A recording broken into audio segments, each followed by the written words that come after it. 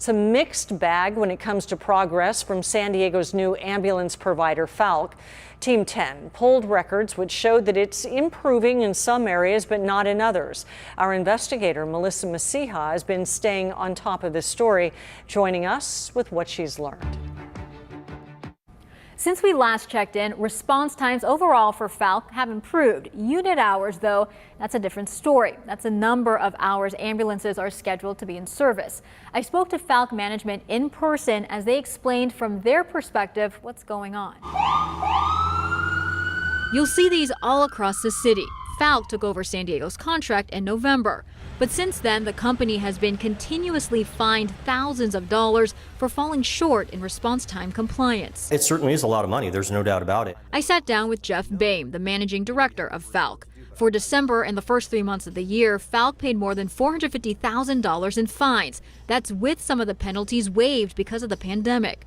These areas in red are where the company fell below the 90% response time requirement.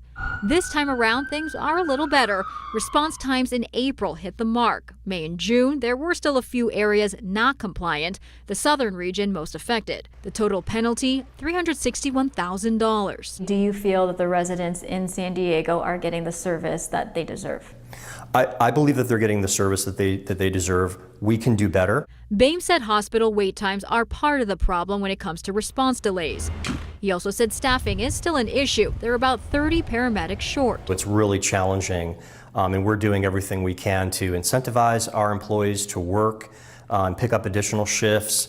We're also paying our EMTs to go to paramedic school to be the future of the paramedics in the city of San Diego. What still is far below the requirement, unit hours. While overall, Boehm said they have increased, more often than not, Falck is below the 1,008 hours promised in the contract. In April, public records show they met the requirement 7 days out of the month, just twice in May and only 3 times in June. We are working to try to reach that goal of 1,008 overall unit hours. It's still challenging to get there, but we're definitely on our way, and I think we're in a better spot. From San Diego Fire's perspective, are you happy where they are right now? The progress has been positive. In this last quarter, we've seen improvement, so yes, I remain optimistic. And for anyone concerned, Deputy Chief Pierce gives assurances. Every fire apparatus has ALS equipment on it, meaning the life-saving equipment is there. Councilmember Marnie Von Wilpert sits on the Public Safety Committee. I did hope that Falck was going to live up to all of its contractual promises. She had sharp criticism for Falck during previous meetings. Until Falck meets the mark on all areas, I want our residents to know that we at City Hall are watching them like hawks. Can you confidently say that you think there will be an improvement next quarter? That's hard to say. I want to tell you that there will be an improvement. I would be happy to say that we will improve.